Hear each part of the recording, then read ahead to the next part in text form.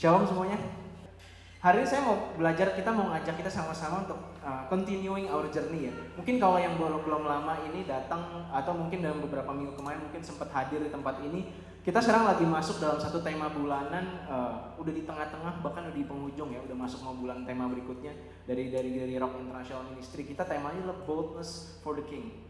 Jadi kalau misalnya kita belajar dari journey-nya di tempat-tempat ini tuh, di komunitas ini, kita tuh lagi diajarin bersama-sama semuanya. Kalau misalnya ketika kita datang, ada akses yang Tuhan berikan ketika Tuhan menebus kita, ada akses supaya kita bisa datang kepada Tuhan. Makanya ayatnya ada kan di Ibrani 4 ayat 17 itu.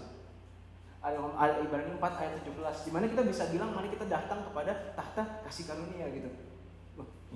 Mari kita datang kepada tahta penuh dengan keberanian, tahta kasih karunia, supaya kita menerima rahmat dan menemukan kasih karunia untuk mendapat pertolongan kita pada waktunya gitu. Let us come boldly into the throne of grace. Kalau misalnya kita datang sebelumnya di 2 minggu lalu, di minggu sebelumnya, kita selalu ngomong kalau boldness itu apa sih bentuknya? Boldness itu seperti apa sih bentuknya? Oh, kita datang dengan penuh keberanian, nggak cuma untuk kita datang kepada Tuhan, tapi kita juga datang untuk kita bisa punya keberanian untuk memberitakan firman itu. Tapi sebenarnya saya hari ini mau ngajak kita berpikir sama-sama ya. Sebenarnya manifestasinya dalam kehidupan kita sehari-hari, how does it look like sih waktu kita ngomong boldness? Waktu kita ngomong boldness, how does it look like actually? Kayak apa bentuknya? Soalnya kita bisa bilang sini kayak, oh oke, kita punya boldness di dalam hati kita semuanya. Memberitakan Injil, yes, maybe itu. Tapi hari ini saya mau ajak kita sama-sama untuk belajar bersama-sama, untuk berpikir sama-sama ya. Ketika kita datang berbicara, marilah kita dengan penuh keberanian menghampiri tahta kasih karunia gitu. Menghampiri tahta kasih karunia. Kita menghampiri Tuhan yang memegang tahta kasih karunia itu, kita datang dengan penuh keberanian. Pertanyaannya seperti apa sih bentukannya?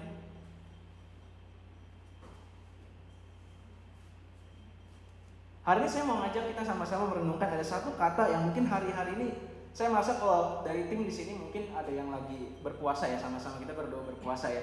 Dalam bulan ini saya berasa kita ada satu dorongan buat kita sama-sama, yuk kita masuk ke dalam satu, there's something still stirred in my heart gitu, untuk kita bisa datang untuk balik kepada back to the core, yaitu di mana sih untuk kita berdoa. Makanya saya mau hari ini kita belajar bersama-sama untuk kita belajar merenungkan bersama-sama sebagai perenungan saya dan saudara-saudara semua di sini, yaitu di mana kita mau belajar salah satu manifestasi ketika kita datang kepada Kristus adalah untuk kita datang dengan penuh keberanian untuk datang melalui doa. Kalau misalkan kita dari dulu ngomongin di tempat ini, we wanna birth, kita mau melahirkan kingdom leaders di tempat ini. Kita mau melahirkan kingdom leaders, kita mau invest in the next generation. Kita mau semuanya, kita mau melihat kuasa itu terjadi. Tapi tahu nggak semuanya di sini? Semua itu nggak akan terjadi kalau misalnya kita tidak datang dengan penuh keberanian kepada Dia melalui doa. Karena kalau kita lihat that revival, kalau kita lihat ceritanya semua di Alkitab, di kitab Kejadian semuanya, itu semua yang namanya pemulihan, kebangkitan, ada terobosan, ada kemenangan, itu semua mulai dari mana sih? Kalau misalnya kita semua dengar ceritanya, wah kita we wanna see that revival terjadi seperti di Azusa Street, itu semua dimulai dari mana? Ada satu orang yang begitu lapar untuk datang kepada Tuhan melalui doa. Pertanyaannya. Jadi semua yang kita harapkan ini kepada kita, terobosan yang kita mau ngomong di hari-hari ini, kemenangan, kesembuhan, pemulihan, it will not happen unless kita datang kepada Dia kepada doa. Jadi hari ini kita sama-sama, saya mau kita mengajak bersama-sama, kita belajar untuk salah satu bentuk dari that boldness, manifestasinya adalah ketika kita datang dengan penuh keberanian untuk meminta kepada Dia melalui doa. Oke, masih sampai sini? Oke, kita mulai ya. Kita mulai. Jadi sebelum kita ini saya mau ngajak kita sama-sama kita merenungkan ada satu pasal di Lukas 11.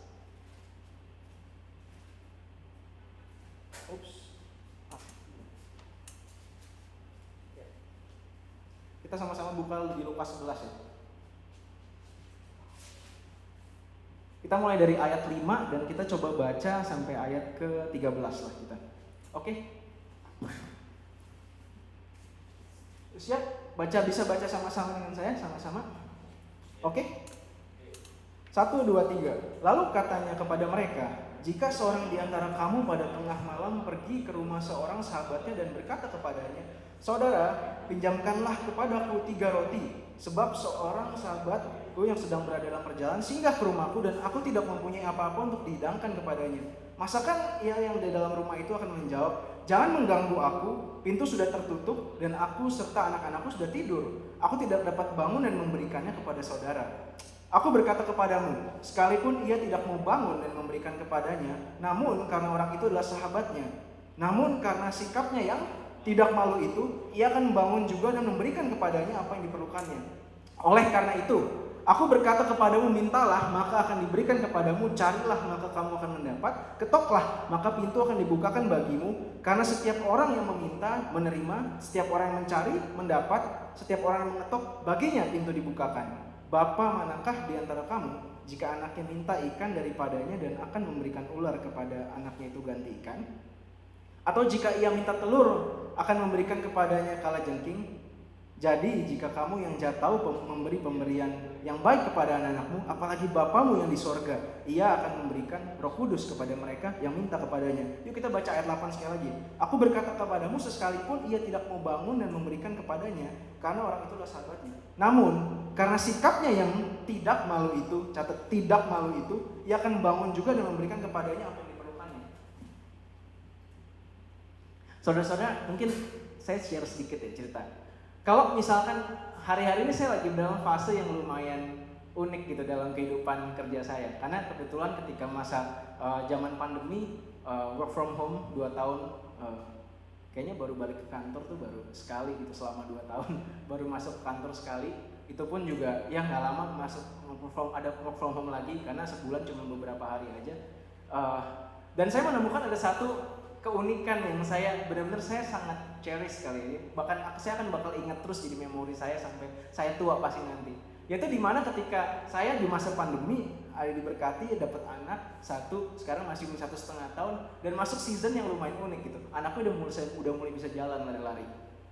Jadi salah satu keunikan yang saya lagi alamin belakangan ini, ketika saya masuk pagi-pagi kerja karena saya ada di tempat tinggal saya ada kamar buat saya khusus buat kerja biar fokus gitu ya. Saya tutup pintu tuh. Lalu tiba-tiba ketika saya coba, kalau misalkan panas gitu kadang-kadang pagi, kadang-kadang jangan pakai AC dulu deh. Kita pagi-pagi mau jangan terlalu nyalain listrik dulu lah, kita mau udara segar natural. Saya buka kaca, itu saya buka pintu. Terus kita meeting, work from home kan ya, tema itu kita selalu work from home, meeting lah. Lalu karena lucunya di masa fasenya sekarang nih anak saya lagi nggak bisa diem, benar-benar nggak bisa diem. Jadi tiba-tiba saya nggak tahu dari mana, begitu saya buka pintu dikit aja, tiba-tiba dia lari, dorong pintunya, masuk, terus gendong di kaki saya, nempel kakinya. Terus saya juga kadang-kadang nggak nyadar, kita lagi kerja, diam, saya lagi buka pintu, tiba-tiba dia di bawah saya. Terus mau minta digendong, mau minta main, mau minta itu, mau minta apalah, semua mau dipegang, laptop saya mau dipencet-pencet, semuanya dipencet-pencet semuanya. Terus dia mau ngajak main gitu, kebetulan di tempat kerja saya juga ada keyboard, nih pencet-pencet semua gitu. Dan saya nggak nyadar gitu kadang-kadang. Bahkan up to the point saya kalau misalkan saya lagi berdiri, terus saya mundur dikit, kadang-kadang saya nggak nyadar dia jatuh di belakang saya. Oh dia ada nempel di belakang saya. Jadi kejadiannya selalu kayak gitu, setiap hari, every single day gitu. Kejadiannya sama. Saya buka pintu, dikit aja ada suara, buka pintu dorong, mau minta gendong, karena masih pagi. Ntar sama tuh, siang-siang juga nggak ada beda. Jadi mau buka pintu juga, sebenarnya pengen dia datang juga, itu lucu juga sama manatiinnya dia. Tapi kadang-kadang tapi kan lagi meeting gitu ya. Tapi dia nggak ada malu-malunya. Saya lagi sibuk, saya lagi meeting, saya lagi teleponan, saya kadang-kadang lagi teriak-teriak gitu sama teman-teman itu lagi meeting, tiba-tiba nempel di kaki saya semuanya. Wah, unik banget sih. Tapi coba bayangin, kalau ketika kita ngomong tentang pintu terbuka gitu ya, coba bayangin kalau misalnya ruangannya, kalau kita di kantor gitu ya, di office, kalau yang pernah kerja corporate di sini, di office, coba yang kebuka pintunya tuh pintu bos, pintu direktur yang tinggi gitu. Pintunya kebuka dikit aja, berani nggak kita semua masuk, datang langsung ngobrol sama dia? Nggak juga ya. Kadang-kadang meskipun kita dekat sekalipun, kita jadi mikir gitu mau masuk, mau ngomong apa ya? Jadi begitu berbedanya bagaimana kita meng-approach seseorang sebagai seorang anak. Dia tahu bapaknya lagi sibuk, lagi meeting, orang lagi teriak-teriak, kadang-kadang lagi berdebat gitu kan, lagi rame gitu, lagi seru, lagi panas. Dia datang aja tetap mampir, nemplok, Tapi bedanya juga berbeda, sangat jauh ketika kita lihat, kita meng-approach seseorang sebagai pintunya terbuka, sama-sama terbuka. Kadang-kadang lebih lebar kalau terbuka ruang zaman sekarang kan. Kalau corporate kita mau open office dibuka pintunya. Tapi berani nggak meskipun kita ngomong open office datang ke Pak Junit itu langsung ngomong begitu aja gitu. Sebagai orang yang so kenal gitu. Nggak juga kan kadang-kadang. Ketika kita bicara di semua sama-sama ya, kayak let us come boldly to the throne of grace gitu. Kita datang kepada Tuhan, tapi bedanya kita meng-approach Tuhan sama seperti kita meng-approach bos kadang-kadang. Dimana ketika kita perspektif kita terhadap pengetahuan kita ya akan Tuhan tuh siapa sih, itu sangat mengubah cara kita meng-approach dia dalam doa. Karena semua yang kita bilang tadi, kesembuhan, pemulihan, semua yang kita inginkan, revival, semuanya itu terjadi ketika kita meng-approach dia dalam doa. Tapi pertanyaannya, pengertian kita terhadap Tuhan itu siapa? Itu sangat mengubah jauh cara kita approach dia dalam doa. Coba perhatikan hari-hari doa kita kepada Tuhan seperti apa sih hari-hari ini? Apa yang kalian doakan semua hari-hari ini? Apakah kita juga kadang-kadang mau datang kepada Tuhan lewat doa kayak, doa nggak ya? Kayak, kalau misal pengertian kita doa Tuhan itulah Tuhan yang jauh, that God is a distant God. Kalau kesembuhan cuma sekali-sekali, maka kita mau approach dia juga kadang-kadang susah. Kalau kita punya pengertian kalau sebenarnya Tuhan itu apa? Tuhan itu adalah Bapa yang jahat, yang kasih semuanya ini, semua penyakit itu semua datang dari Tuhan. Kalau kita punya pengertian seperti itu, kita mau datang kepada Tuhan, mau nggak? Belum tentu mau. Kalau kita punya pengertian sebagai Tuhan adalah Tuhan yang menghukum, Tuhan adalah Tuhan yang menghukum. Bahkan ketika dia ngomong pintu dibuka, berani nggak kita datang? Belum tentu kita berani. Cara kita meng-approach Tuhan itu sangat berubah ketika kita punya perspektif yang berbeda. Ketika kita bicara tentang doa gitu, hari kita bisa ngomong kayak oke, kita doakan orang sakit. Tapi pertanyaan ketika kita mau datang punya that boldness to come to the throne of grace gitu. Pertanyaannya, kalau kita nggak punya perspektif yang salah, kita punya perspektif yang benar akan Tuhan tuh siapa sih sebenarnya karakternya? Tuhan tuh siapa sih? Bahkan kita datang pun dengan keraguan gitu. Jangankan kita punya datang keberanian, ada ragu-ragu. Ketika kita punya perspektif kalau Tuhan yang menyembuhkan sekali-sekali, kalau kesembuhan tuh kayaknya udah nggak relevan di zaman sekarang. Jangankan kita mau doa buat kesembuhan, kita doa aja juga kayak, bener nggak ya? Mau tumpang tangan juga kayak, bener nggak ya? Tuhan menyembuhkan nggak ya? Ngomong di perkataan di mulut sih keren. Wah, dalam nama Tuhan Yesus disembuhkan. Tapi dalam hati mikirnya kayak, bener nggak ya? Bener nggak ya Tuhan datang menyembuhkan? Hari-hari ini kalau misalnya kita bilang kita datang boldness for the king gitu, kita mau bilang beritakan Injil, kita mau usir setan semuanya. Tapi ketika kita nggak punya keberanian untuk datang kepada dia, jangankan kita mau doa, kita mau datang aja kepada dia kita juga ragu gitu. Benar nggak sih sebenarnya Tuhan masih relevan zaman-zaman ini? Benar nggak sih pemulihan itu masih ada hari-hari ini? Karena kita punya perspektif yang salah gitu kadang-kadang. Dengan kita cerita-cerita, bahkan kadang-kadang mungkin pengalaman. Ada yang bilang pengalaman, saya pernah mendoakan tapi nggak sembuh orangnya. Jadi kalau kita mau datang lagi berdoa, kita jadi kayak, dulu kayaknya Tuhan nggak kayak begini, dulu Tuhan nggak menyembuhkan, ini kira-kira bisa sembuh nggak ya? Nanti kalau misalkan gue berdoa nggak sembuh, kalau misalkan gue berdoa mendoakan keluarga gue dia tidak pulih, nanti bagaimana konsekuensinya? Malu dong gue. Padahal. Jadi kita mengubah teologi kita berdasarkan hasil pengalaman kita yang salah. Jadi kita pikir karena kita mendoakan mendoakan orang dan tidak sembuh, teologinya berubah. Kalau Tuhan itu bukan penyembuh, atau kalau Tuhan adalah menyembuhkan orang-orang yang mungkin layak dia mau sembuhkan gitu. Tiba-tiba teologinya berubah. Cuman karena pengalaman kita yang salah. Beda-beda konteksnya gitu. Tapi begitu berbedanya gitu, cara kita memandang dia sebagai Tuhan tuh siapa sih? Kalau Tuhan tuh siapa sih karakternya dia? Cara ketika kita datang kepada dia dengan penuh keberanian gitu. Cara kita melihat dia dan bahkan menghampiri dalam doa itu sangat berbeda jauh kalau kita melihat dia karakternya yang sesungguhnya. Nah hari ini saya mau kita ajak ya, poin nomor 1 saya pada hari ini simple. Kalau misal cara kita melihat Tuhan itu sangat berbeda ketika kita meng-approach dia sebagai Bapa dan sahabat. That when we consider him as a father and a friend, cara kita meng-approach dia sangat berubah. Saudara-saudara kalau kita lihat ya dari konteksnya kita sebagai Yesus gitu ketika datang ke bumi ya. Ketika dia bisa bilang Bapa, Allah tuh Bapa, that's really offensive loh. Itu ofensif di masa itu. Di masa ini ya satu-satunya agama, mungkin satu kepercayaan yang kita bisa bilang Daddy kepada Tuhan kita, itu kita loh. Dan that's really offensive di zaman Yesus. Ini siapa ini orang? kok nyebut form jadi kayak informal banget ngobrol, tapi itulah cara Tuhan meng-approach Allahnya kan. Cara Tuhan meng-approach Allahnya. Bahkan kalau kita lihat tadi, balik kita lihat di Lukas 11 tadi. Apa sih yang kejadian di cerita tadi Lukas 11? Ada orang, dia malam-malam gitu, tengah malam. Coba bayangin ada tengah malam tiba-tiba ngetok rumah Anda gitu. Rumah kita semua diketok pintunya. Digedor-gedor yang di apartemen, mungkin bel dipencet-pencet semuanya. Berisik kan? Kalau ketika bel dipencet itu semua juga bangun pasti. Terus dia minta-minta tengah malam. Tapi, ada dia ngomong, tapi karena orang itu tidak malu-malu. Karena orang itu tidak malu-malu. Kenapa? Karena dia tahu orang ini adalah sahabatnya. When you approach him, ketika kita melihat dia sebagai, perspektif kita hari-hari ini tentang Tuhan itu siapa, itu mengubah cara kita untuk datang kepada dia. Terus kita ngomong ayatnya sama, mintalah maka diberi. Tapi kayaknya bapak gue bukan bapak yang pemberi, cara mikirnya jadi berubah jadi kayaknya. Ketika kita bicara seperti itu, bahkan kita approach dia saja berbeda jauh. Tahu nggak sih kata doa ya? Saya belum lama saya lagi cari-cari gitu. Kan ngomongin tentang, entah kenapa satu bulan ini belakangan di perenungan, bahkan di live group gitu, di Komsel, kita banyak ngomongin somehow mengenai doa juga gitu ya. Mungkin karena seasonnya, somehow ada season yang menurut saya lagi kita somehow perlu masuk dalam satu pengertian yang benar gitu. Itu pengertian yang baru to the next level ketika kita berdoa gitu. Ketika berdoa, ketika saya coba nyari itu di perjanjian lama, kata doa ya. Lucunya ya, kayaknya nggak pernah ada yang ngajarin manusia berdoa loh.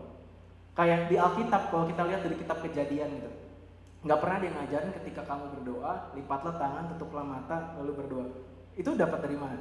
Di Kejadian nggak ada. Di kitab Kejadian nggak ada loh, seperti itu. Yang ada ya dari awal sejak zaman penciptaan, yang ada adalah ketika manusia duduk ngobrol bersama dengan Tuhan. Malah kata yang muncul daripada kata doa itu, kalau nggak salah di Alkitab kata bergaul itu katanya lebih muncul lebih dulu daripada kata doa. Apa tuh? Kalau nggak salah Henok hidup bergaul dengan Tuhan. Itu muncul kata yang lebih dulu daripada kata doa. Kata doa tuh kalau nggak salah baru muncul di zaman Abraham. Kalau baca di ininya, sebelumnya bagaimana sih manusia meng-approach Tuhan? Datang kepada Tuhan. Ada satu relationship yang dibangun, tapi kita tone down ketika kita datang meng-approach itu sebagai Tuhan tuh sebagai bos. Tuhan adalah Tuhan yang bos. Saya bukannya merendahkan ya Tuhan, posisi Tuhan, tapi that akses yang dia kasih ketika dia bangkit dan dia mereconcile hubungan kita dengan Allah Bapa. Salah satu akses yang diberikan adalah ketika kita bisa berseru kepada dia Allah Bapa loh. Tapi perspektif itu kita ubah.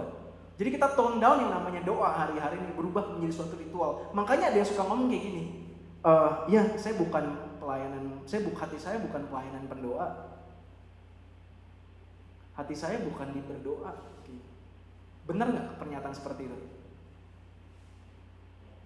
Enggak. Kalau dipikir-pikir ya, kalau kita lihat lagi cara Tuhan membangun relationship-nya dia dan apa yang dia kasih kepada aksesnya. Kalau misalnya ketika datang kepada doa itu sebenarnya it's a relationship gitu. It's a relational thing yang dia mau gitu. Ketika dia buka pintu ada anak yang lari meng-approach dia tanpa malu-malu gitu. Langsung lari meskipun bapaknya lagi sibuk gitu. Kita tahu Tuhan banyak aktivitasnya pasti, tapi dia tetap mau open doors buat kita dan dia datang, kita masuk, anaknya nemplok kepada kakinya langsung. That relationship itu something yang kita tone down, tiba-tiba berubah. Kita tetap kayak berdoa kayaknya bukan ada di dalam hati saya deh kayaknya. Itu pertanyaan, itu statement yang menurut saya lumayan unik gitu. Kenapa? Karena sejak awal penciptaan doa itu bisa dibilang dengan suatu relationship gitu. Dan cara manusia terhubung dengan Tuhan itu bukan cuma melalui doa, itu sebenarnya pergaulan dengan Tuhan. Jadi ketika kita datang kepada dia dan kita cuma batasin, cuma sekedar ritual. Pertanyaannya adalah di mana? Apakah benar posisi seperti itu? Ketika kita memposisikan, doa itu hanya untuk orang-orang tertentu saja. Kalau dipikir-pikir, kita sampai gimana bisa ya tiba-tiba berubah gitu. That relationship yang dia mau bangun dari awal berubah menjadi sekedar momen sebagai orang-orang tertentu saja atau pelayan-pelayan tertentu saja yang berkata untuk kayaknya cuma orang ini yang terpanggil buat berdoa. Terus berubah, sekarang kita jadi punya keraguan tiba-tiba mendoakan orang sakit. Kita mau sama-sama, kita mau berdoa bersama-sama buat teman-teman kita, saudara-saudara kita yang mungkin belum kenal Tuhan. Tiba-tiba jadi mikir, perlu nggak ya berdoa seperti itu? Apakah kita bahkan masuk dalam mau kita berbicara seperti itu dalam omongan kita, dalam doa kita? Belum tentu loh. Kenapa? Karena kita melihat dia berbeda ternyata. Karena kita melihat dia sebagai satu relationship-nya bukan sebagai bapak dan anak. Karena kita melihat dia sebagai kolik malah kadang-kadang.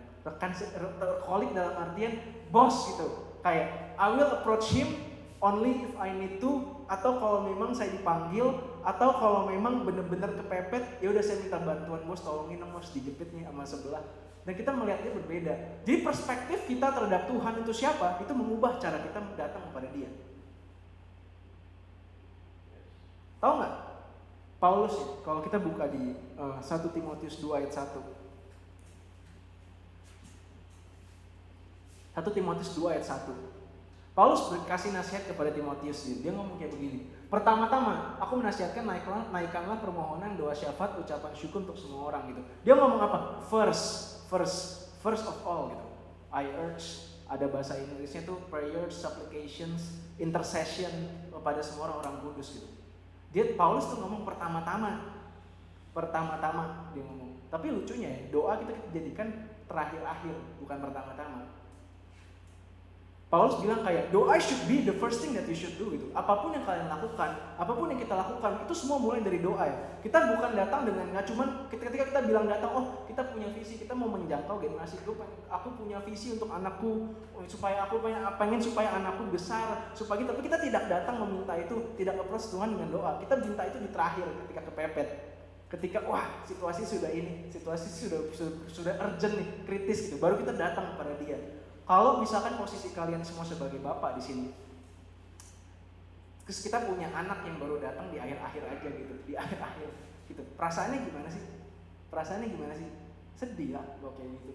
Saya mau punya anak ya, anak saya, meskipun saya lagi sibuk, sebenarnya saya suka, kadang-kadang saya sengaja buka pintu loh. Saya sebenarnya sengaja buka pintu kadang-kadang, lucu, karena saya mau ketemu dia pagi-pagi. Cuman kalau saya mau sebelum mulai dia masih tidur aja kan gak enak bangunin ya. Udah saya buka aja pelan-pelan pagi-pagi. Saya pengen di approach. That's the relational yang bapak mau punya dengan anaknya. Ketika dia kepengen, dia buka pintu sebenarnya, dia buka pintu. Tapi kita nggak mau datang gitu. Kita datangnya di terakhir aja gitu ya. Kalau udah jatuh, udah kejedot gitu ya. Udah jatuh, udah baru kita menangis, baru dia datang gitu. Bahkan kita maunya kita yang menghampiri gitu mentalnya. Tuhan yang menghampiri kita duluan. Meskipun benar gitu. Tapi kita nggak mau approach dia duluan gitu. Kita nggak mau datang kepada dia gitu. Kayak Tuhan, lagi ada masalah nih, tunggu aja nih biar Tuhan yang datang tiba-tiba. Karena kita jadikan itu di terakhir. Perspektif kita terhadap Tuhan itu siapa sih? Tuhan itu siapa? Itu mengubah cara kita datang kepada kita melalui doa. It's a relational thing. Hari-hari ini kita pengen gitu in this community ya, in this church, in this community, di dalam komunitas kita. Kalau misal kita coba ubah cara kita, mindset kita untuk datang kepada Tuhan dalam doa. Ketika kita minta datang, how do we approach him itu? Siapa sih Tuhan itu sebenarnya? Siapa sih Tuhan itu?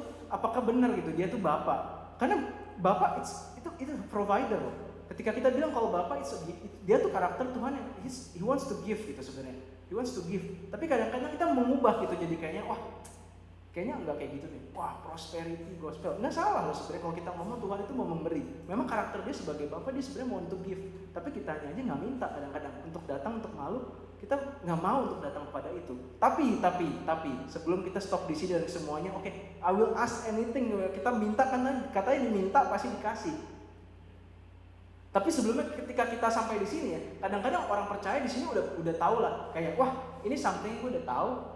Ya kita datang kepada Tuhan ya berdoa, Tuhan adalah Bapa, kita sudah ditebus, kita sampai di sini. Terus tapi kita suka kecewa karena sama hasilnya. Pertanyaannya sebenarnya seperti ini, kalau misalkan ya, kita masuk ke poin nomor 2. Kalau misalkan ada anak saya datang gitu, dia datang ke kamar belajar, ke ruang kerja saya, tapi apa yang dia minta? Kadang-kadang dia suka nyamperin stop kontak. Dia pengen coba tuh, meskipun saya udah kasih protektor ya, tapi kadang-kadang dia mau coba ini, atau kipas angin. Dia datang ada kipas angin di lantai, dia suka kayak pengen iseng gitu ya, dia pengen tahu itu apa. Kalau perspektif kita semua di sini sebagai bapak, apakah bapak mau kasih kalau kayak gitu ke anaknya? Enggak. Yuk kita buka satu sama-sama di 1 Yohanes 5 ya.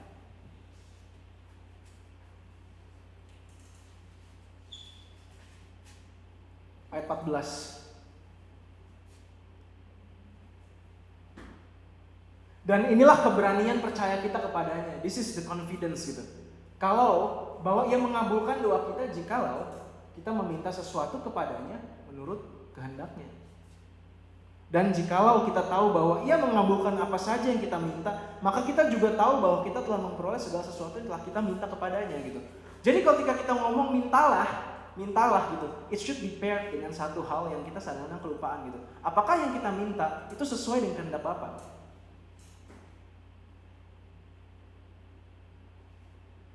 Apakah yang kita minta hari-hari ini itu sesuai dengan kehendak Bapa? Karena ketika kita datang pertama-tama, oke, Tuhan itu Bapa, oke, saya datang. Lalu ketika kita minta, apakah itu something yang sesuai dengan berkenan, sesuai dengan kehendaknya Dia? Atau malah sebaliknya, kalau kita buka di Yakobus 4 ayat 3, Yakobus 4 ayat 3, dia ngomong juga kan ayatnya kan, doa tidak dikabulkan karena itu hanya untuk memenuhi hawa nafsu gitu pertanyaannya. Jadi kalau misalnya kita datang hari-hari ini ya, saudara-saudara kita semua, kita datang hari ini kepada Tuhan. Apa yang menjadi doa-doa kita hari ini? Sudahkah kita bertanya ya dalam doa kita kepada Tuhan, ke dalam doa kita kepada Tuhan, Tuhan apa yang mau jadi kehendak Engkau buat situasi keadaan sekarang ini gitu. Kalau kita bicara tentang orang-orang sekitar kita ya, orang-orang di sekitar kita mau mendoakan orang, kita mau mendoakan anak kita sendiri ya. Udah pernah belum kita bertanya kepada Tuhan? Kadang-kadang kita mau punya desain, anak saya seperti ini. Kita doain semuanya hal yang kayak gini. Tentunya yang baik, pasti yang baik ya. Tapi kadang-kadang kita memaksakan gitu kehendaknya. Tuhan, saya mau anak saya kayak gini, saya mau anak kayak gini. Pertanyaannya, udah tanya belum? Apa yang jadi kehendaknya Tuhan buat kondisi ini sekarang saat ini? Apakah kita tahu gitu pertanyaannya pertama-tama? Apakah kita tahu hari-hari ini? Saya hari ini lagi coba belajar gitu sama-sama sama istri juga sama anak. Ketika kita belajar mendoakan, kita spend time gitu, coba berpikir merenungkan sebentar ya. Kayak Tuhan, apa janji Tuhan ya buat anak kita? Tuhan mau ngomong apa sama kondisi sekarang ini? Tuhan mau ngomong apa? Karena ketika kita minta gitu, kenapa ketika kita tahu gitu ya, kenapa kita tahu, kita datang, ketika kita punya that confidence itu untuk datang kepada Tuhan dan kita meminta apa yang menjadi sesuai kehendaknya, maka ya kita punya keyakinan itu, this confidence, ketika kita berdoa, mengapproach dia sesuai kehendaknya, maka yang mengabulkan. Pertanyaannya, berarti egois dong Tuhan mau kayak begitu? Buat apa berdoa kalau kayak begitu? Kan Tuhan tahu yang terbaik buat kita. Terus kalau kita minta ntar salah, soalnya gak sesuai kehendaknya. Buat apa kalau kayak begitu? Kalian mikir seperti itu?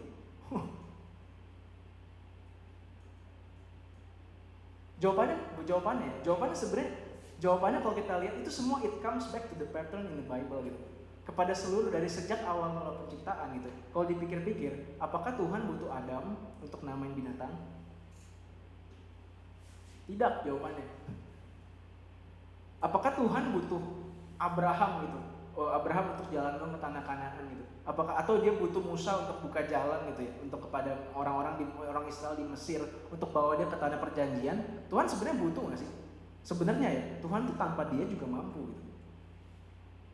Tapi kenapa Tuhan mau? Masalahnya kehendaknya dia adalah dia bekerja bersama-sama in partnership with Him gitu.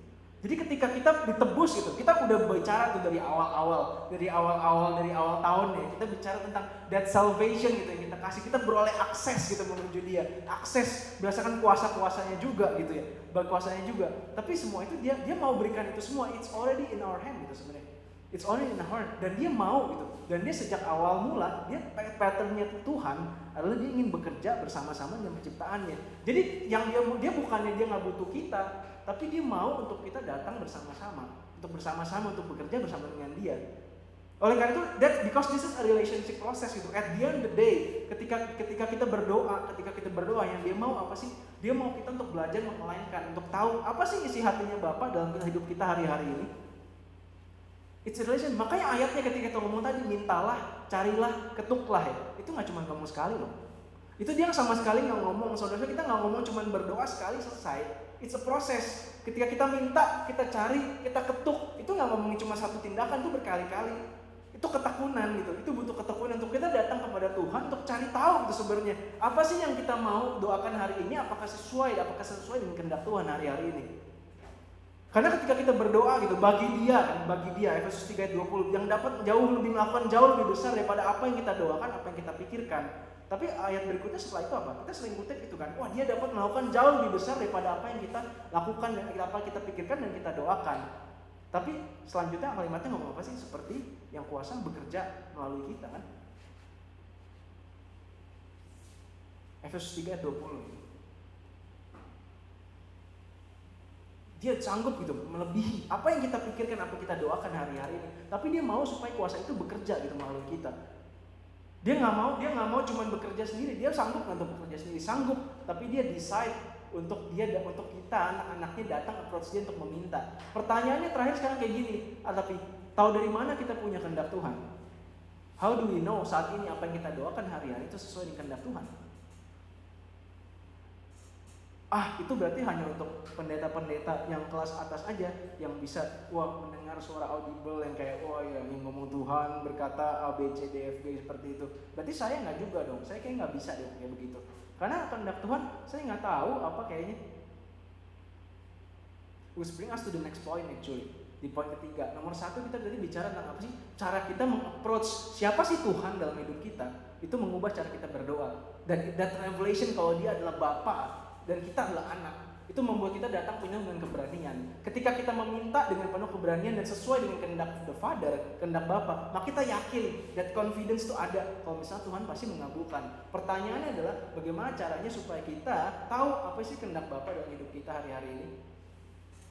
Kita buka sama-sama di Roma 8.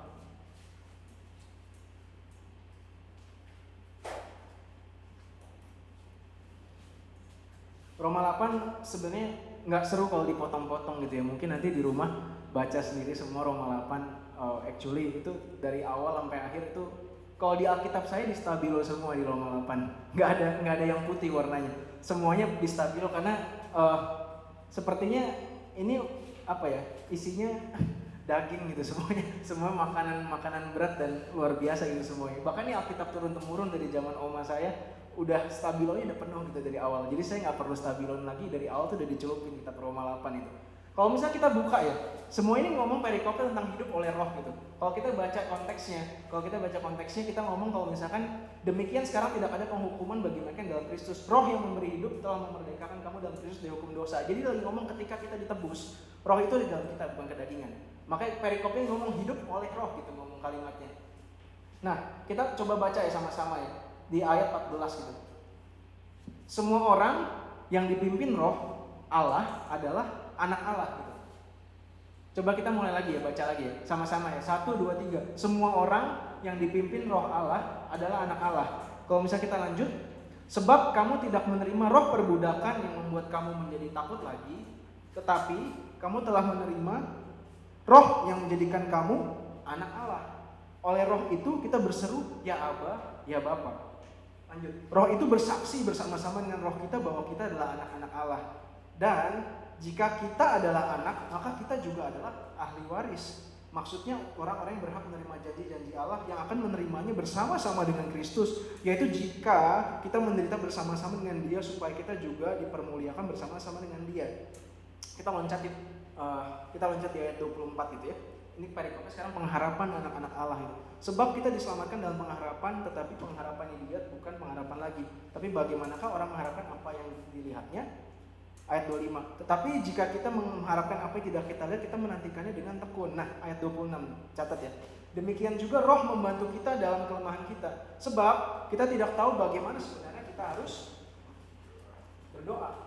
Tetapi roh sendiri berdoa untuk kita kepada Allah dengan keluhan-keluhan tidak terucapkan.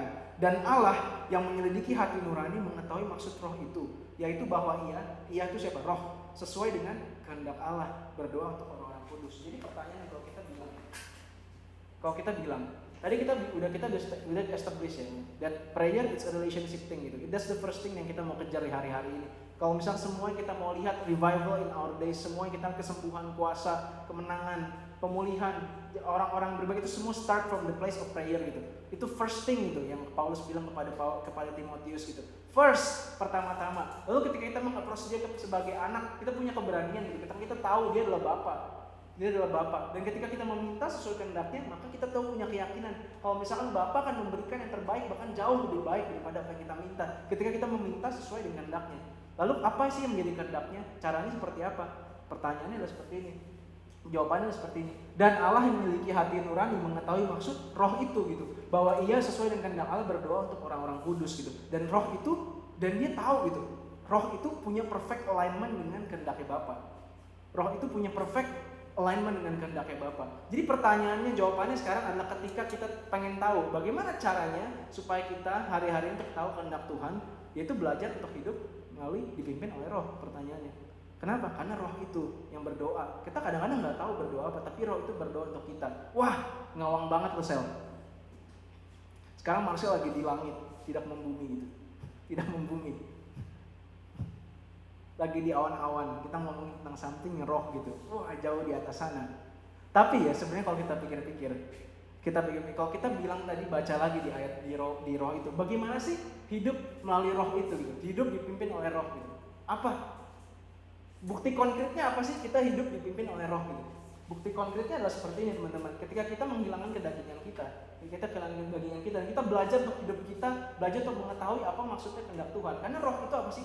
Roh itu memberikan ya, yang ada di dalam kita, memberikan kita akses gitu, dan sehingga kita dapat berseru Abba Bapa gitu. Jadi that spirit yang ada di dalam kita, yang sudah ada di dalam kita ditebus gitu ya. Kita ditebus kedagingan itu sebenarnya udah bisa kita kalahkan gitu, karena ada roh Tuhan di dalam kita. Roh itu berseru Abba dan Bapa. Jadi hidup oleh roh itu seperti apa sebenarnya? Hidup oleh roh itu adalah hidup yang terus mencari ya, yang terus seek that relationship, that affection. Ada satu kerinduan untuk terus bersama dengan Bapa gitu. Karena roh itu berseru Abba dan Bapa. It's a cry, itu adalah satu bahasa Inggris itu cry. Dia berseru Abba, Bapa. Itu hidup yang dipimpin oleh roh gitu. Ketika kita belajar untuk mengesampingkan kedagingan kita, dan kita belajar untuk hidup merely dengan the Father gitu. Makanya apapun yang kita minta ya. Kalau kita baca lagi ayat yang tadi ya, mintalah apa yang ini. Kalau kita lihat nanti di Yohanes 15, itu ada ayat yang mirip juga gitu kitabnya. Mintalah maka akan diberikan. Itu konteksnya lagi ngomong hidup yang berbuah gitu. Tuhan ingin hidup kita berbuah. Oleh karena itu ketika kamu tinggal di dalam aku dan firmanku tinggal di dalam kamu, maka minta akan diberikan. Jadi pertanyaannya, ketika kita belajar untuk mengenal apa sih kehendak Bapa dalam hidup kita, yang kita lakukan apa? Belajar untuk mengenal firman-Nya. Pertanyaannya, karena ketika kita tahu apa yang kita Tuhan perkatakan lewat kita lewat firman, itu bukan something yang sama sekali ngawang di udara, karena Alkitab itu udah di sini, udah di HP kita, udah di kantong kita semuanya. Firman itu udah di dalam kita, firman itu udah kita pegang setiap hari. Jadi kalau kita mau tahu gitu ya, bagaimana cara supaya kita hidup oleh roh gitu, dipimpin oleh roh, ya simple. Untuk kita belajar untuk mengetahui apa kata firman dalam kondisi kita hari-hari ini. Kalau misalkan hari-hari ini kita belajar ya, kita tahu gitu, di sekeliling kita ada yang sakit. Pertanyaannya, apa kata firman? Apa kata firman? Apa kata firman tentang situasi kita hari-hari ini, tentang situasi dia yang sedang sakit. Kalau misalkan hari ini kita merindukan ada pemulihan, hari-hari kita situasi sedang terdesak. Pertanyaannya, apa kata firman? Apa kata Yesus gitu? Kehendak Bapa melalui firman-Nya dia, melalui situasi saya hari-hari ini. Apa yang kita mintakan hari-hari ini dalam doa. Bahkan saya juga belajar untuk mengubah bahasa doa saya hari-hari ini. Karena kalau misalnya kita belajar gitu, kalau kita sama-sama belajar mengerti kehendak Allah ya, lama-lama kita doakan tuh jadi berpikir loh. Tiba-tiba kayaknya Tuhan nggak cuma mau ngomongin gue minta duit deh. Kayaknya there's something more yang dia mau perkatakan lewat doa-doa kita daripada cuma sekedar apa yang jadi untuk kita semua hari-hari ini. Karena ketika kita bicara tentang apa yang Tuhan selalu perkatakan gitu, that relationship gitu ya, that relationship kayaknya tidak selalu berbicara mengenai, kayaknya kalau bahasa doa kita cuma apa tentang aku minta. Benar, Tuhan mau memberikan itu, tapi apakah itu yang Tuhan mau kita doakan ya hari-hari ini? Saya jadi berpikir sih ketika saya berdoa di rumah, ketika saya lagi mikir ketika berdoa sendiri gitu ya, kayaknya there's something wrong yang selama ini, bukan wrong sih, nggak salah untuk kita datang kepada dia minta apapun gitu. Tapi pertanyaan, kayaknya Tuhan bukan cuma mau doakan ini deh. Kayaknya apa yang jadi bahasa doa saya hari ini selfish rasanya. Tiba-tiba jadi berpikir seperti itu. Apakah benar Tuhan cuma mau kita berdoa untuk orang-orang kita aja? Dan ketika kita belajar untuk berdoa gitu, untuk berdoa buat orang lain, jadi mikir, Tuhan mau berdoa, kita berdoa apa untuk orang sekitar kita? Bukti konkretnya apa sih saudara-saudara semua di sini? Saya mau kita belajar sama-sama buka dengan satu situasi ya, dimana kita lihat di Kisah Para Rasul 12 gitu. Di Kisah Para Rasul 12. Ada satu cerita yang menarik kita coba mesti pikirkan hari-hari ini. Kita buka di Kisah Para Rasul 12 gitu ya. Ceritanya Petrus di penjara. Intinya kayak begitu. zamannya di zaman Kisah Para Rasul, Petrus di penjara gitu ya, mungkin zaman-zaman awal-awal mereka penuh dengan persecution gitu hari-hari itu ya. Kalau kita buka di Kisah Para Rasul ayat 12 itu, perikopnya udah ngenes gitu. Yakobus mati, tapi Petrus dilepaskan dari penjara. Kalau kita buka sama-sama ya, di Kisah Rasul 12 ayat 5 gitu. Demikian Petrus ditahan di dalam penjara. Titik. Tapi jemaat dengan tekun mendoakannya kepada Allah. Kalau kita misalkan baca lagi perikop selanjutnya, Petrus di penjara, tiba-tiba ada malaikat. Tiba-tiba gugurlah rantai itu dari tangan Petrus gitu. Terus Petrus bisa kabur dari penjara. Terus ketika dia datang, dan dia setelah berpikir, dia datang ke rumah Maria ibu Yohanes ayat 12, dia menemukan di ayat 12, kalau kita baca ayat 12 ya, dan setelah berpikir sebentar pergilah ia ke rumah Maria gitu. Kenapa dia berpikir? Karena dia pikir tuh bohongan gitu. Borgol tiba-tiba lepas, dia pikir tuh halusinasi dia, lagi halu gitu, dia pikir, wah halusinasi borgol lepas. Tapi setelah dimikir kayak, oh gue udah di luar penjara sekarang. Terus jadi berpikir sebentar, lalu ia ke rumah Maria gitu, ibu Yohanes yang disebut juga Markus. Di situ banyak orang berkumpul dan berdoa gitu. Kayak I cannot think a better picture gitu than this ketika kita bersama-sama di sebuah satu komunitas ya. Bayangkan hari-hari ini ketika kita bersama-sama berkumpul untuk berdoa, mendoakan sesuatu ya, untuk melepaskan, ada satu pelepasan terjadi di orang-orang lain hari-hari ini. Kisah Petrus gitu ya, kisah Petrus di penjara, tetapi jemaat bertekun bersama-sama mendoakan dia, membawa kasusnya kepada Allah gitu. Ketika dia datang gitu kepada rumah Maria, jemaat masih berdoa semuanya. Kalau kita baca di kehidupan mula-mula dari tadi, saya ketika kita worship ada satu kata yang dari kepikiran di saya nggak bisa lepas gitu, unity satunya. Hari-hari ini, this is the thing that we want to build in this community gitu, in this church gitu. Ketika kita adalah community yang pengen berdoa gitu, ada satu hunger yang ingin berdoa. Kita ada satu yang ketika kita melihat ada orang yang sakit, kita sama-sama belajar untuk mendoakan bersama-sama, untuk press in prayer gitu, untuk datang kepada Tuhan dan meminta, Tuhan kesembuhan it's your will gitu, kesembuhan it's your will. Kita bersama-sama untuk mendoakan orang yang sakit, ada confidence untuk kita yakin bahwa ada kesembuhan pasti. Dan ketika kita berdoa sama seperti tadi para jemaat, Petrus lepas, gugur rantainya. Hari-hari ini sudahkah kita belajar untuk kayak gitu sebagai satu community? Sudahkah kita belajar untuk tahu gitu ya? Kita pengen membangun komunitas yang build on top of prayer gitu. Ada satu hunger gitu. Ketika kita berdoa hari ini, sudahkah kita tahu gitu kanan kiri kita mau didoakan apa hari ini? Ketika kita menemukan ada masalah, yuk kita doain sama-sama. Kenapa? Karena that's revival itu start from the place of prayer gitu semuanya. Semua dimulai dari situ. First of all, I urge you, kata Paulus kepada Timotius, prayer, supplication, intercession be made for all men gitu. Be made for all people. Ketika kita melakukan itu semua gitu hari-hari ini, sudahkah kita melakukan itu bersama-sama di satu unity? Karena hari-hari ini semua kepecah gitu. Hari-hari ini kita ada disintegrasi gitu. Kayak saya berasa di hari-hari ini di gereja gitu. Ketika kita berdoa, masing-masing berdoa, tapi tidak ada satu unity untuk bersama-sama berkumpul, bersama bertekun gitu. Bertekun kan kalimatnya tadi. Bertekun, mintalah, carilah, ketuklah gitu kan. Semua itu effort, ada waktu. Nggak cuma sekali, sama-sama kita mendoakan, bertekun bersama-sama. We press in prayer dengan satu boldness, satu confidence gitu. Kita datang kepada Bapa, kalau Bapa di sekeliling saya ada yang sakit, Bapak di sekeliling saya yang butuh pemulihan. There's someone yang butuh pemulihan di sekeliling saya. Ada beberapa orang yang butuh engkau jangkau. Bagaimana Tuhan kita berdoa bersama-sama buat mereka.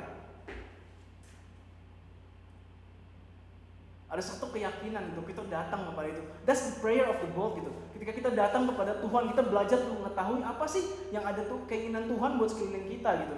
Karena semuanya itu will not happen gitu. Revival, the next generation, apapun yang Anda sebut gitu, itu semua mesti datang dari place of prayer. Bukan berarti kita nggak berdoa ya. Paulus bilang, first of all, I urge you untuk pray. Tapi bukan the only thing untuk pray. Dia nggak ngomong kayak gitu. Tapi dia ngomong pertama-tama datang kepada Tuhan lewat doa.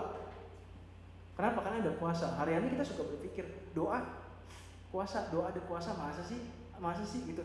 Sudahkah ketika kita punya pemikiran seperti itu, maka gugur gitu rasa confidence kita. Gugur rasa confidence kita. This is the confidence that we have gitu. Ketika kita tahu datang kepada Tuhan dan kita melihat di sekeliling kita. Pertanyaannya, kita tahu nggak di sekeliling kita? Apakah ketika kita berdoa, udahkah kita belajar untuk tahu Tuhan kehendak Tuhan apa yang mau Kau katakan buat orang sekitar kita? Tuhan apa firman-Mu buat orang sekitar kita hari-hari ini? Dan kita belajar untuk mendoakan itu bersama-sama. Kenapa? Ada pemulihan gitu. Ketika kita datang melalui doa, ada revival yang datang dimulai dari doa. First of all gitu. First of all.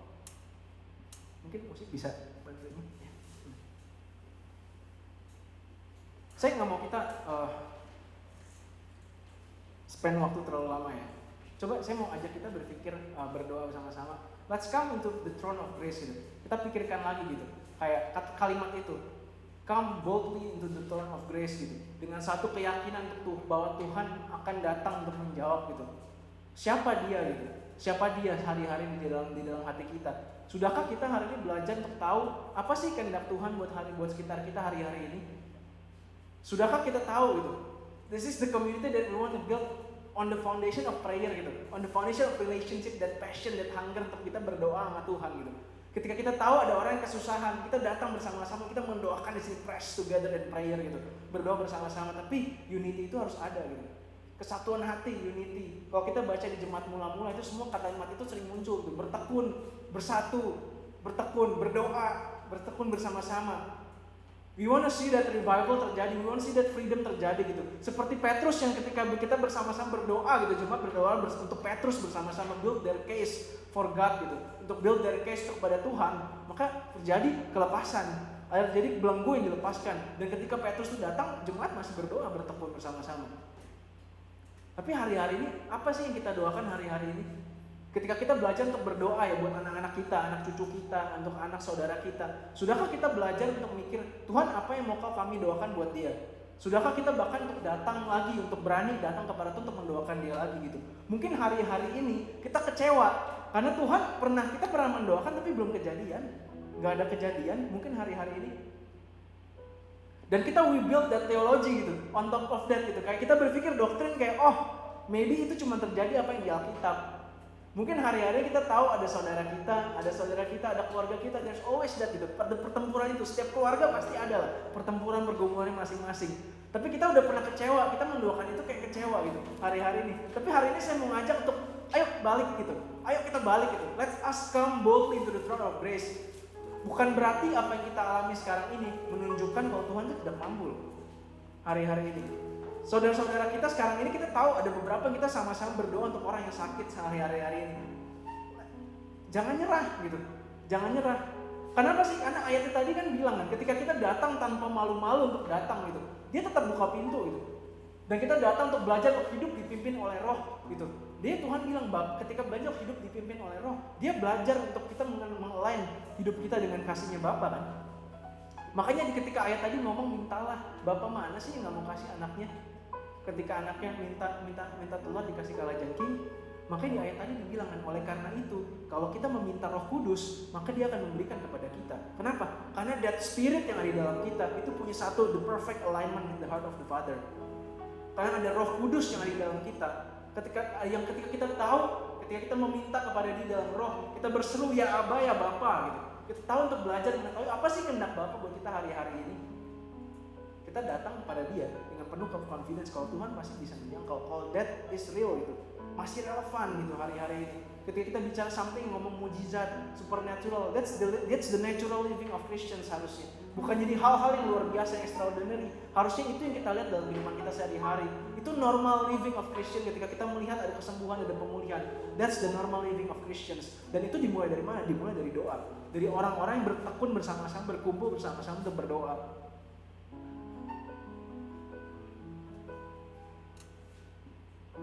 Lucunya ini ya, kalau kita lihat di Yesaya,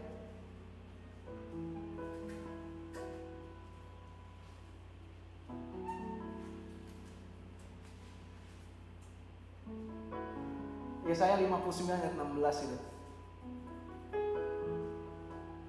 Ia melihat Tuhan melihat itu, bahwa tidak seorang pun yang tampil, dan ia tertegun karena tidak ada yang membela. Maka tangannya sendiri memberi dia pertolongan, dan keadilannya lah yang membantu dia gitu. Bahasa Inggrisnya kayak he is stunned gitu. God is stunned ketika dia melihat and he found that there's no one to intercede katanya. Tidak ada orang yang datang gitu untuk berdoa, untuk build the case untuk orang lain melalui dia, untuk jadi penengah gitu. Kata intercession gitu di tempat ini bukan cuma pelayanan orang-orang khusus loh. Oh, intercessor ya. Kita berdoa intercessor. We are all intercessors di sini hari-hari ini. Kita semua di sini ada punya capability untuk kita intercede on behalf of God, on behalf of others untuk bawa build that case kepada Tuhan hari-hari ini. Ya itu dia tertegun gitu. Tuhan tertegun gitu. Kok nggak ada yang intercede gitu hari-hari ini? Nggak ada yang intercede gitu. Ketika kita lihat ada orang di sekeliling kita yang sakit, bukan cuma sakit lah, butuh pertolongan, anak-anak kita, sebelah kita. Sudahkah kita datang untuk mewakili dia gitu dalam doa untuk memohon kepada Tuhan untuk intercede? Kenapa sih?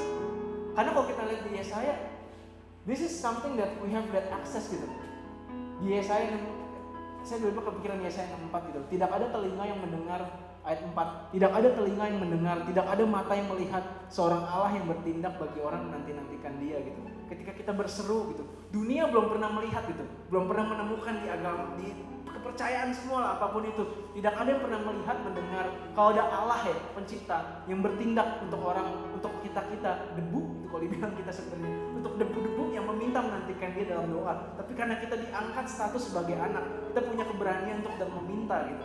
Dan that's the access, the privilege buat kita sebagai orang percaya. Ketika kita datang dengan doa, kita tahu Tuhan bertindak. Tuhan masih ada, Tuhan masih bertindak hari-hari ini. That should come di dalam hati kita, that boldness yang ada di dalam kita, that spirit yang ada di dalam kita, Roh Kudus yang ada di dalam kita, yang ketika ditebus, maka Roh Tuhan itu ada di dalam kita.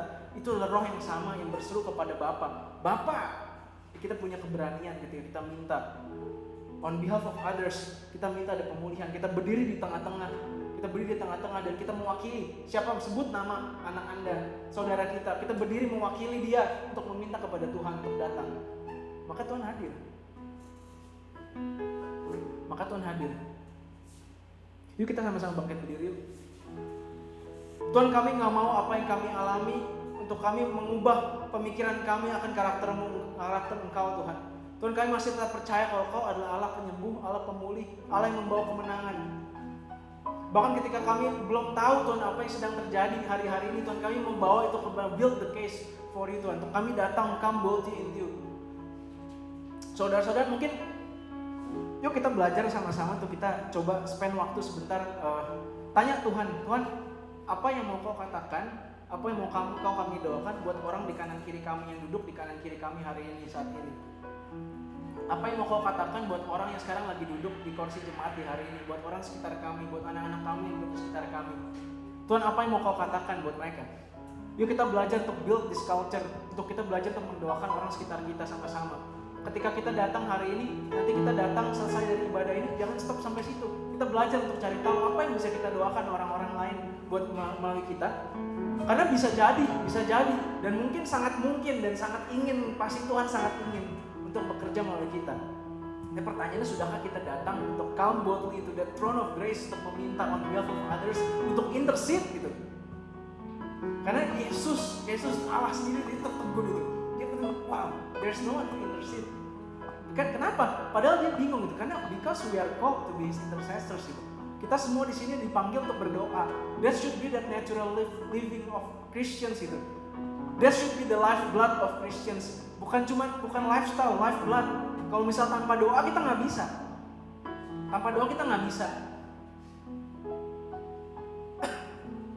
Tuhan, kami berdoa Bapak hari-hari ini.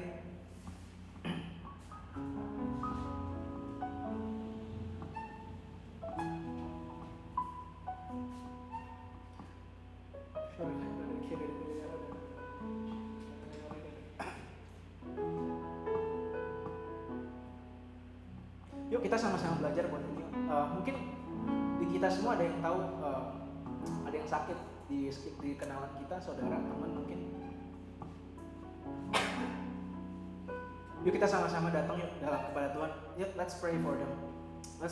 Yuk kita angkat tangan sama-sama. Bapak, hari ini kami berkumpul bersatu hati Bapak.